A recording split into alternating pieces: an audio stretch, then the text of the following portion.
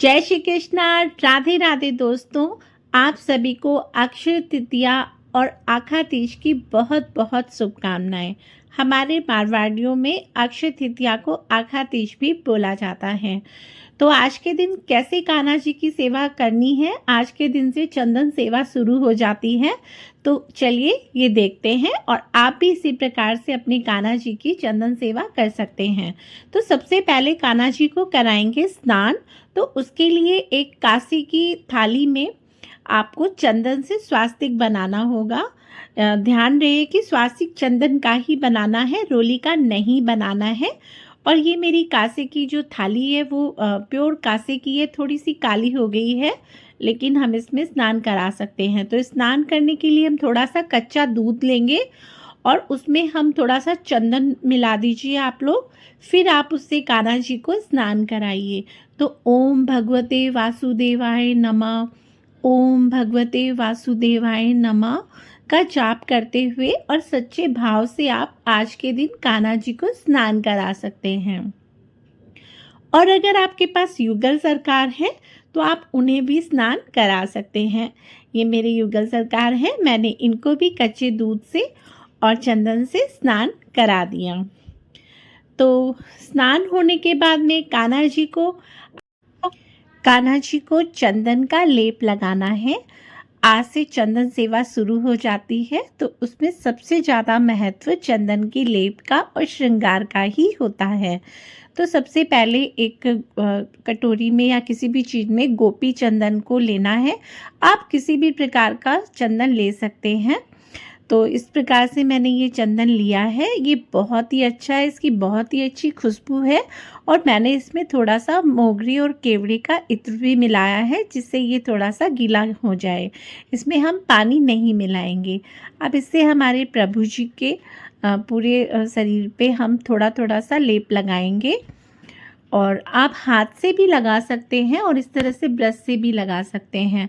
अगर आप ब्रश से लगाएं तो ये ब्रश खाली भगवान जी की ही होनी चाहिए, प्रभु जी की ही होनी चाहिए। तो ये मेरे प्रभु जी का जो मैं श्रृंगार करती हूँ वो वाली ब्रश है। इसे मैं चंदन लगा के इनको साफ करके रख दूँगी। तो इस प्रकार से आप भी इन्हें चंदन का लेप कर सकते हैं। गर्मी इतनी ज़्यादा पड़ रही है, बैसाख के महीने में हम सभी को ही गर्मी लगती है, तो हमारे प्रभु जी को भी कितनी गर्मी लगती होगी। तो इसीलिए ये चंदन सेवा दी जाती है प्रभु जी को कि इससे इन्हें ठंडक मिलती रहे। और इसमें हम इत्र डाल सकते हैं, थोड़ा गुलाब जल वगैरह डाल सकते हैं, इससे हमारे प्रभु जी को बहुत अच्छा लगेगा। तो देखिए चंदन का लेप हमने लगा दिया है। आँख और होठ को छोड़ के हर जगह लेप लगाना होता है और इसे हम थोड़ी देर सूखने देंगे। और अब हमारे युगल सरकार जी को भी हम चंदन का तिलक लगा देंगे। इन्हें अब पूरी तरह से नहीं लगा सकते, तो बस इनके तिलक और इनके चरणों में चंदन का टीका और पैरों में भी लगा देंगे। तो आप लोग भी इस प्रकार से अपनी युगल सरकार को और कान्हा जी को चंदन का लेप लगा सकते हैं, उनका चंदन श्रृंगार कर सकते हैं। तो अब हमारे प्रभु जी के जो हमने चंदन लगाया था वो सूख गया और ये है आज उनका श्रृंगार। आज हम उन्हें ज़्यादा हैवी कपड़े नहीं पहनाएंगे, पोशाक नहीं पहनाएंगे, नहीं तो उन्हें उनका चंदन दिखाई नहीं देगा। तो आज के दिन श्री बांके बिहारी जी के मंदिर में प्रभु जी के आज के दिन चरण दर्शन होते हैं। तो हमारे कान्हा जी को भी आज हम चरण दर्शन कराएंगे। तो उसके लिए हम हमारे कान्हा जी को पायल धराएंगे। तो आज के दिन कान्हा जी को, युगल सरकार जी को पायल जरूर धरानी चाहिए। आज के दिन पायल का विशेष महत्व होता है। प्रभु जी के चरण दर्शन होते हैं, ये सौभाग्य बहुत ही साल में बस एक ही बार आता है। तो आज के दिन आप लोग भी अपने प्रभु जी को पायल पहनाइए और उनके चरणों के दर्शन का सौभाग्य प्राप्त कीजिए। और आज के दिन घर में धन संपत्ति बनी रहे, सुख समृद्धि बनी रहे, इसके लिए हम कलश भरते हैं। तो कलश आप मिट्टी का भर सकते हैं या कोई भी प्रकार का जो आपकी इच्छा हो, स्टील का, तांबे का भर सकते हैं। उसमें जल भर के इस प्रकार से रोली मोली और आप उस पर कुछ भी आपकी इच्छा हो वो पैसे दक्षिणा वगैरह रख के आप उसकी पूजा करके हाथ जोड़ सकते हैं कि इसी कलश, जैसे ये कलश में जल भरा हुआ है, उसी प्रकार से आपके घर में भी पूरे साल सुख, समृद्धि, धन, लक्ष्मी सब भरी हुई रहे। और आप इसे कान्हा जी के पास रख दीजिए और दूसरे दिन इसका पानी प्रसाद रूप स्वयं भी लीजिए और पूरे घर में सबको पिलाइए। तो इस तरह से आप भी कलश की स्थापना कर सकते हैं। और आज के दिन घर में सोना लाना बहुत ही शुभ होता है। आप कम ज़्यादा अपनी इच्छा अनुसार कुछ ना कुछ सोना आज के दिन अपने घर में ज़रूर लेके आइए। तो मैं आज कान्हा जी के लिए लेके आई हूँ ये सुंदर सा छोटा सा तिलक, जो उनकी माथे की शोभा को बढ़ाएगा। और अपने लिए ये मैं कुछ कान की ज्वेलरी लेके आई हूँ। तो आज के दिन जो भी हम कार्य करते हैं वैसा ही पूरे साल हमारे घर में होता है। तो सोने से बढ़ के और अच्छा क्या होगा, आज के दिन हम कुछ सोना लेके आएंगे तो घर में कुछ इन्वेस्टमेंट भी हो जाएगी और इसी तरह से पूरे साल हमारे यहाँ कुछ ना कुछ सोने की वस्तु आती रहेगी। तो इस तरह से देखिए, प्रभु जी को हमने तिलक धरा दिया है और कितना सुंदर लग रहा है। तो इस प्रकार से आप भी अपने घर में कुछ ना कुछ सोना लेके आइए, या कुछ भी कोई भी शुभ चीज़ जो आपके यहाँ लाई जाती है वो आप ला सकते हैं। हमारे मारवाड़ियों में सोना लेके आया जाता है। और आज के दिन प्रभु जी की चंदन सेवा में सबसे विशेष महत्व होता है, वो होता है चंदन के लड्डू का। तो हमने चंदन के लड्डू बना लिए हैं और आपको भी अपने प्रभु जी के चंदन के लड्डू ज़रूर धराना है। तो ये लड्डू बहुत ही आसानी से बन जाता है। इसकी रेसिपी मैं आपको किसी और वीडियो में शेयर करूँगी, नहीं तो वीडियो बहुत लंबा हो जाएगा। तो ये चंदन का लड्डू बना के हमने युगल सरकार जी के चरणों में अर्पित कर दिया है और एक लड्डू बना के हमने कान्हा जी के हाथ में धरा दिया है। तो ये लड्डू बहुत ही आसानी से बन जाता है। और ये देखिए, लड्डू रखते ही प्रभु जी के मुखमंडल पे कितनी प्रसन्नता आ गई है।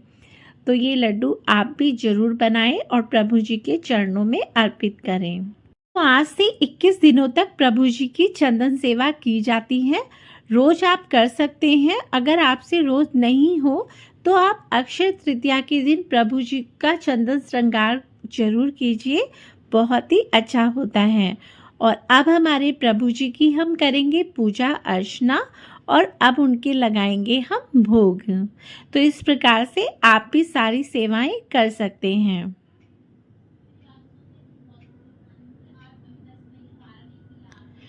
तो अब हम भोग की तैयारी करेंगे।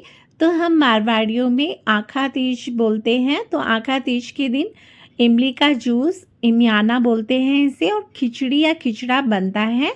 तो आज मैंने खिचड़ी तो नहीं बनाई है, तो आज मैंने सत्तू बनाया है, सत्तू की पंजीरी बनाई है। तो आप भी इस प्रकार से आपके यहाँ जो भी ट्रेडिशनल हो वो आप बना सकते हैं प्रभु जी को। नहीं तो आज के दिन आप सत्तू का और सारी ठंडी चीज़ों का आप प्रभु जी के भोग लगा सकते हैं।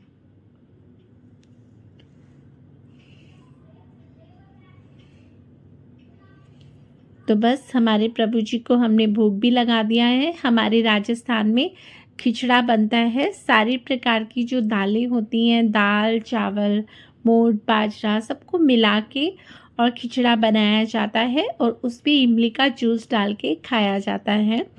तो ये वहाँ का बहुत ही ट्रेडिशनल फूड है।